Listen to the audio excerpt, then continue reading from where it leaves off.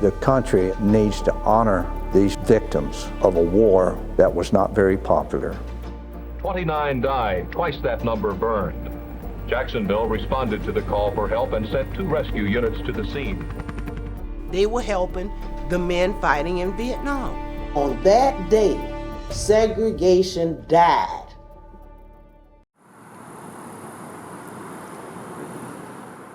We had to rebuild this history, interview people, and have people give us the actual artifacts. They are the pioneers in American industry where a woman could make an hourly wage. They were helping the men fighting in Vietnam. I don't understand why they're still being left out of American history.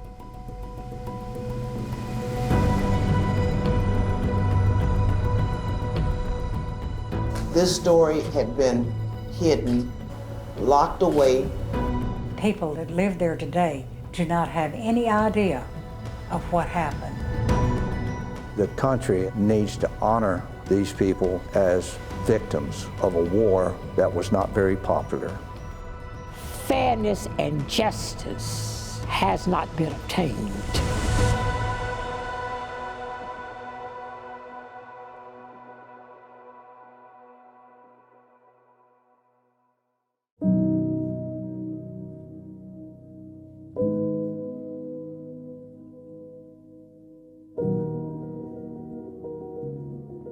Thiokol came trying to get a contract to produce solid rocket boosters for the space program. It gave some people a chance to get a job that would support them.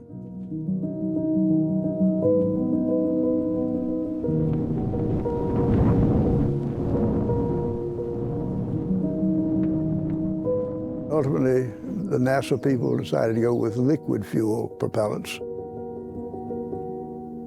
Thiokol was able to get other contracts to stay in business, and that's where the contract for the trip flares came in.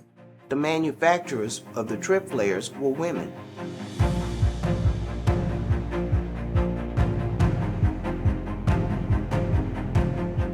That was really my first paying job, and that was my money. I was thrilled to get a job where I just got paid by the hour. Better than minimum wage, and you got a chance to do 8 hours work 5 days a week in a good environment. You had health insurance. They had very good benefits, and it wasn't that far from home. It was right here in Camden County. I bought me a car, and I bought me a trailer, and then I took care of my kids. She was enthusiastic about going to her job, and it was because she could provide for myself and her. I was glad about her working at Thiokol. My dad worked at Thiokol too. Miss Ethel Banks, she would come in and she was just grinning and happy. Cheryl Sullivan, she was young and bubbly and full of energy. And Gloria Walker, she always was smiling. She had a baby and she just got married. And Seal, she coming in the morning and she would be singing, clapping, Jesus on the main line, tell him what you want. Oh, Jesus is on the main line, tell him what you want. They were women for the first time entering into skilled labor versus domestic work. They were laying the groundwork for women that today work in factories.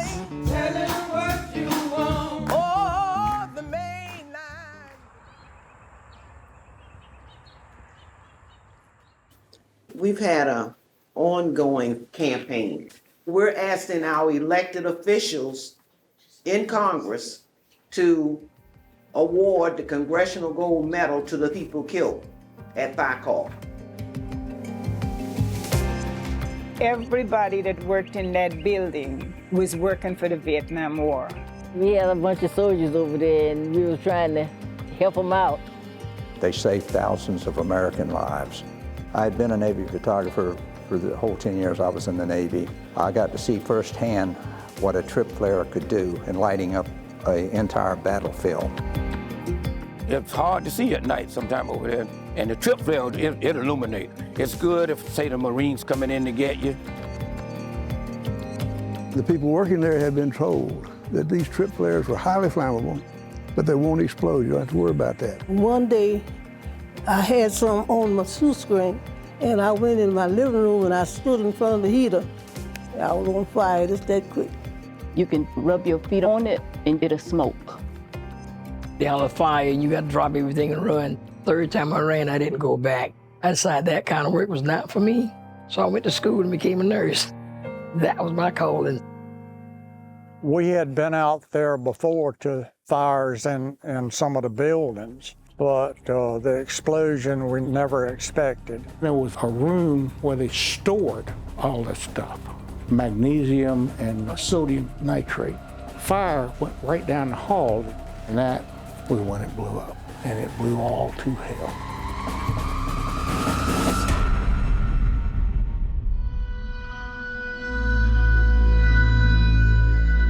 "29 died, twice that number burned. Jacksonville responded to the call for help and sent 2 rescue units to the scene. This was a response never seen before in this area. 16 cities, 14 hospitals, the Army, Navy, and the Coast Guard. The first explosion blew me out of there.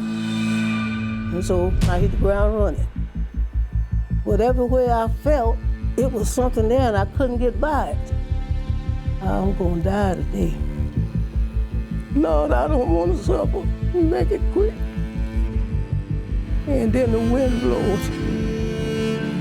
And when I stood up, as far as I could see was bodies all out there. I was in another building when the explosion happened, but it didn't take me but a minute to get down there. What did you do when you got there? You had to pick up those people and put out fires, little fires inside the building. It flashed across the TV for all personnel from the hospital to come back to work. I just remember hearing sirens, helicopters flying over our school. I got on the back of one of the fire trucks and went down. Not being a fireman at that time, I just said, I need to go down there. My dad was at Thiokol that day. That was his place of employment. He was actually a supervisor. He was one of the ones out there stumbling around while trying to save his coworkers and his close friends. They stopped pulling off bodies, and then they heard somebody groaning, and they found me down there. To see human beings torn up, blown up, out of all I've seen in Vietnam, that was horrible. When it first happened, I went outside and this man came staggering out of the woods. He was bleeding, he was barely walking, and I ran to him and I helped him over to where there was a vendor that was there visiting us, and I said, put him in your car and take him to the first aid up at the gate. He said, I don't want to put him in my car. I said, put him in your car and take him to the gate. This man needs help.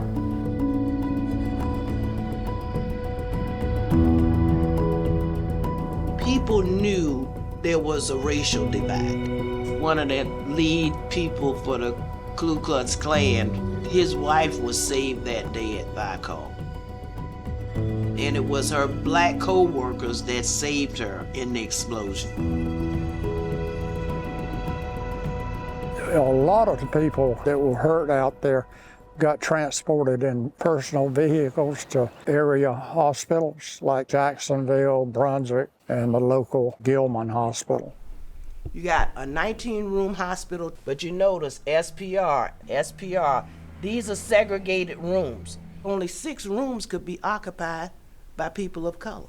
And most of the women on the line were black. You had a black ambulance and a white ambulance. Butler had the black, Wainwright had the white.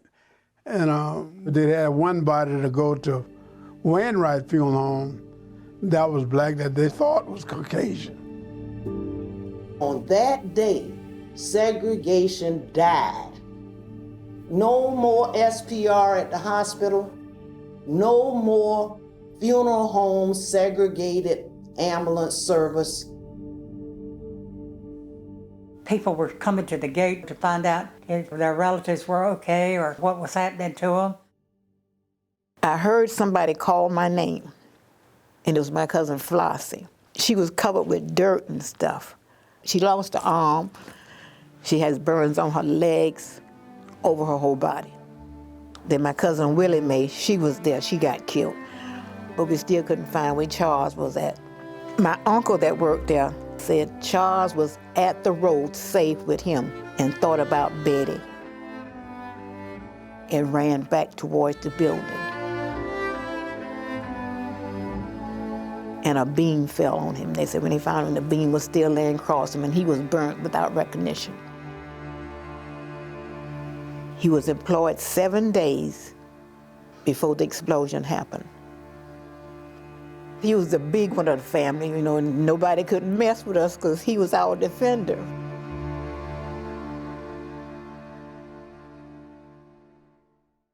I was given an injection to a young lady, and when I asked her name, she got very upset because she told me, "You know who I am." And I did not recognize her. But as soon as she started talking, yes, I knew who she was. She was a classmate of mine. I had never in my life seen anything where the bodies were this devastated. Some of the containers, they were smoldering, and I remember one container in particular, it was several hundred feet from me, but whatever was in it, it exploded. The urgency of the moment was to stop the chemicals from getting into the groundwater. Everybody worked together to stop a major disaster that day. We were thankful to have a bunch of good guys that were willing to take the responsibility and helping other people. Jimmy Carter came that night. He sympathized and looked around, and he was our governor at that time. They asked me to go into the building where they were bringing all the deceased, and so I stayed in there until 12 o'clock that night. Well, I worked almost 16 hours that day. I got home and couldn't go to sleep. Everybody that could help did help.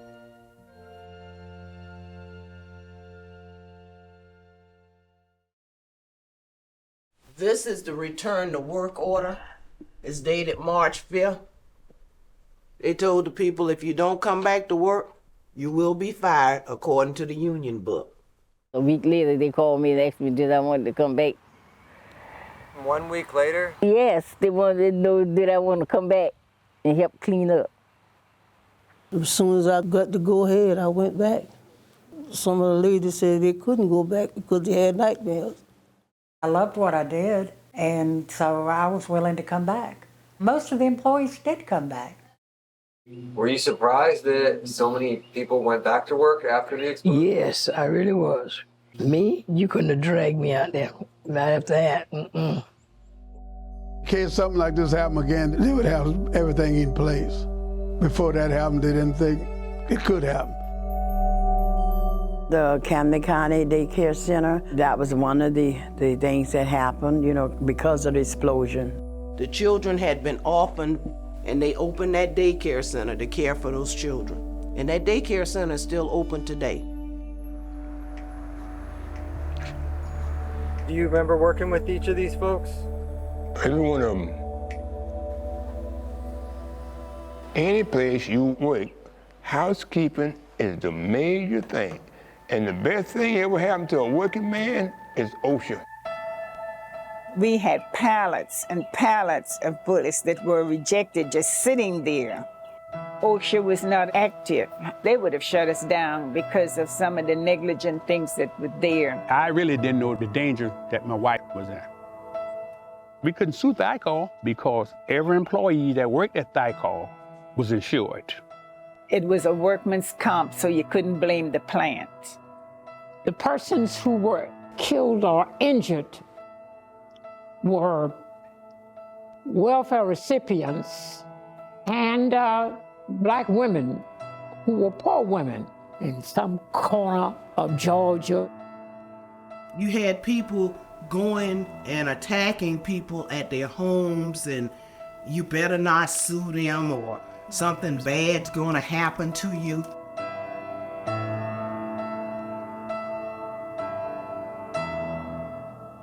Were there new safety measures or any new work conditions after the explosion? Well, pretty much, no.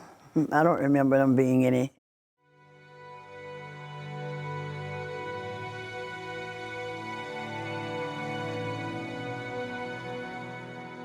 After the explosion and everybody was buried, these workers began asking why.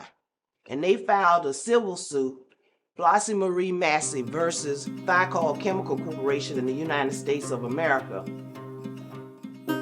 The plaintiffs wanted to show the Army's obligation was to set the standard for safety. The government's position was that is not our obligation.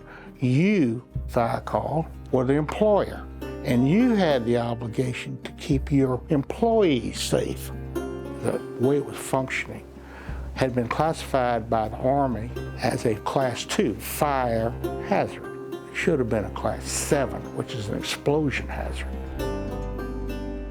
A note was found in some government employees' desk drawer that said that they were supposed to notify us, but they didn't. That was not just a piece of paper. That would have really stopped the show.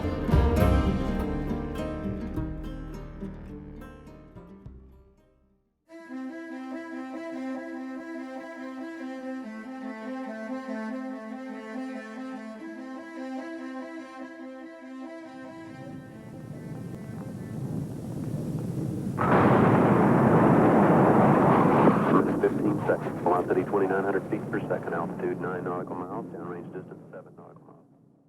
We will hear from witnesses from Morton Thiokol, the designer and manufacturer of the solid rocket booster motor joint. Indeed, the accident and loss of the crew have been particularly painful for each of us since, in the final analysis, it was our solid rocket motor that failed. The United States government was fighting these workers for 17 years. Somebody in the government knew the truth those 17 years. 1987, the litigation was over, and the plaintiffs had won. The judge appointed a person to fix the damages for these injured and dead people. Very much like what you saw 9/11. They would ask questions like, if your mother would have been alive, what do you think she would have been doing? Would she have 3 or more kids? If you assume that the person was totally and permanently disabled and they were making $1.65 an hour, and you multiply that out and then reduce it to present value, it's not going to be a whole lot of money.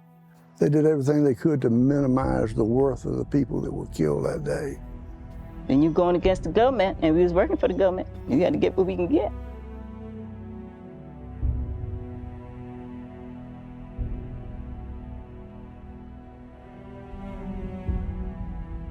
There were some folk who did not get anything. This is the American way. Our government cared less about the humanity of the people.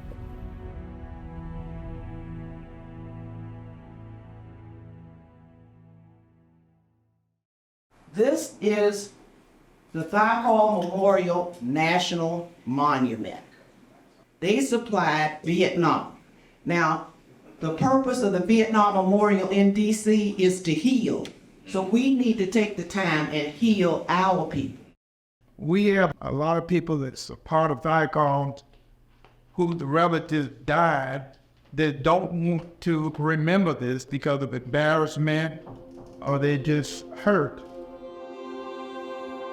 What gave you the strength to be able to talk about it without breaking down? When I was talking to my church, with God's help, He helped me to get over it. The more I got involved, the more I realized that these people need to be remembered. The first day I saw Jane stand up in that church and announce that she wanted to start a memorial project, that was a relief to me, and I know a lot of other people. What do you think about your daughter's accomplishments? Very proud of her. The Lord told her to do it. They made a contribution to the nation and to humanity, and we would like them recognized by Congress with the Congressional Gold Medal. And it would be a gift to the children to know how to live through the difficult moments. These are the men and women that worked at Thiokol. For those of us who were part of the Vietnam War experience, We salute you guys.